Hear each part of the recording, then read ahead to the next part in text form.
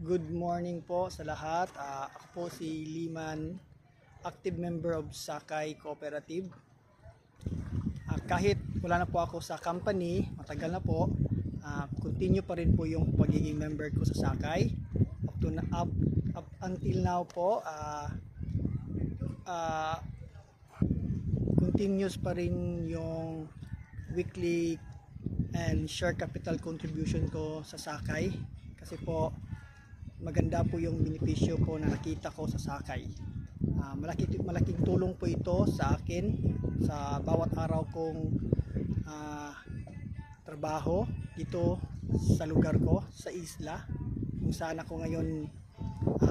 Dito na po ako kasalukuyang nakatira.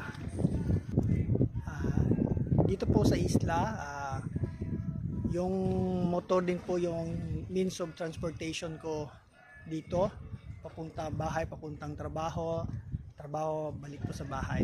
So malaking bagay po si Sakay sa akin. Malaking tulong po siya sa individual, lalo na po sa mga member ni Sakay. Sa lahat ng member ni Sakay, pagpatuloy nyo lang po yan, kasi maganda po talaga yung benepisyo na bibigay ni Sakay sa atin, bibigay na proteksyon para po sa ating lahat. Sa magiging bagong membro ni Sakay, huwag po kayong magdalawang isip, kasi po si Sakay po talaga para po sa akin is malaki po siyang bagay po. So magtiwala po kay Sakay, siya po yung protection natin sa bawat araw, lalo na po sa mga individual na katulad ko na palaging nagmumotor. Kahit saan po nandyan po si Sakay, hindi po tayo niya iiwan po. Kahit po nandito ako sa malayong lugar sa isla na ito, si Sakay pa rin palaging tumatawag sa akin, nagte-text, follow up, kamusta na po ako. Ganyan po si Sakay.